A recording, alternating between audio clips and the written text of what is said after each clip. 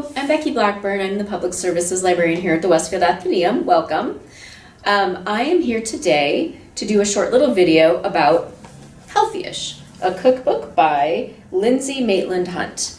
And these little reviews that we're doing are part of a grant that we received that we are calling At the Table in the Garden. And it is all about building community around the table, food, culinary literacy, and all the ways that we can kind of like create community through food and health and just being aware of both. We have been running a book club for a little while called Light Lunch. We meet once a month, the third Wednesday of the month, and it's all online right now.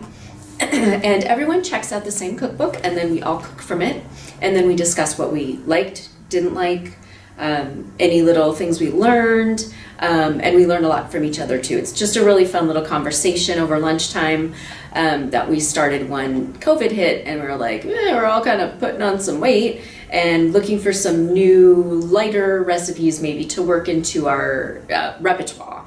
So this is kind of our focus on this. So Healthyish really appealed to me specifically because of this cookie. So this cookie is on the back of it, and I never made it, and I wanted to make it. I've never made it, but it is a single cookie that you can make, and it takes like 10 minutes, and you make one at a time, so you only eat one is, I guess, the theory, but it looks super delicious, so it drew me in, and I'm glad it did because this cookbook had a lot going for it. One of the things that's really good about it is pictures of every dish. People really don't like it when you don't have a picture of dishes. I mean, some of them they don't, but for the most part, she has pictures of all of her dishes. It divided into typical, breakfast, lunch, snacks, etc. So I'm just going to share the couple things I made. So she has a loaded baked potato and cauliflower soup, which was a little bland for me, but I loved the idea of putting the cauliflower in with the potato and kind of lightening the carb load there. And then, anything with bacon, cheese, and chives on top of it, it can't be bad, right? It was good, it was quick, which is always really good. It also freezes really, really well. So that was my first foray into this cookbook. I just wanted to show you that throughout, she has these little tips. And I love this one. It says, use a larger cutting board, mixing bowl, or colander than you think you'll need. You'll be happy to have the extra space. And since I read that, I was like, oh yeah, I do try to use the smallest dish possible. And as I've started to use larger dishes, it has made it so much easier to cook. And it also helps with cleanup, because when you have a larger bowl or cutting board, you're splashing things around. So it's just a nice little tip that I didn't think about. The other thing about this cookbook that's really nice is she has some things in here that are kind of like, here's something you can pick up at the deli and then you can make it into a healthy meal. And in this one, she does quick rotisserie chicken tacos with smashed avocado.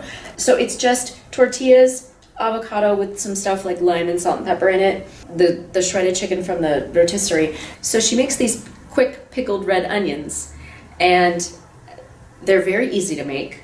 You put them in your fridge, you have them there for, anything you want, and you just start throwing them on stuff, into salads. You can put them on top of soups if you want, great on sandwiches, so that kind of thing. So this is a nice little tip here that she gives you. And then just the idea of just smashing up an avocado, putting that stuff on it, some rotisserie chicken, and you have dinner. I love that, because a lot of times I get a rotisserie chicken and I kind of like, if I'm not going to make soup, I'm like, now what do I do with this thing, So this one, I did make this one. This was the one pan crispy chicken with herbed potatoes and onions, which is like a sheet pan dish, which is really nice. I loved the stuff that she used for herbs and spices. You use oregano sprigs, thyme sprigs, rosemary, lots of like fresh herbs. Probably want to make this when you have an herb garden, because it gets really pricey otherwise. But the fresh herbs in here were really good. The potatoes didn't fare so well. For some reason, the potatoes weren't really cooked very well. So I might do the potatoes separately, but the chicken recipe was very good. Oh my gosh, this was so good.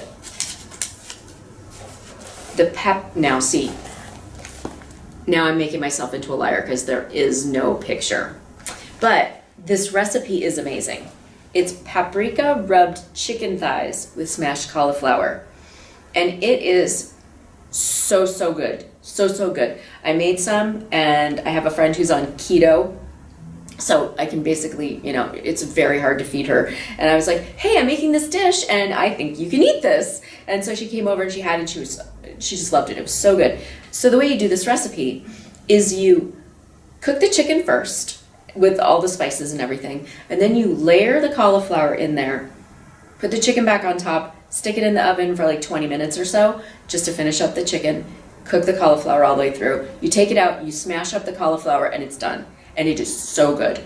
Oh my gosh, such delicious flavors in this. And it's not crazy ingredients. It's smoked paprika, which if you don't have that, you should have that in your pantry, because that makes all the difference. Like paprika is whatever, okay, but like smoked paprika, so good.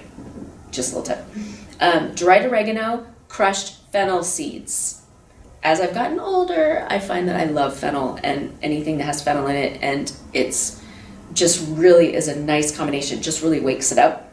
And then pepper, and then chicken thighs, olive oil, cauliflower, parsley, and then 1 tablespoon of white wine vinegar. So easily sourced ingredients, and really you could have company over and have that one. That's really, really good.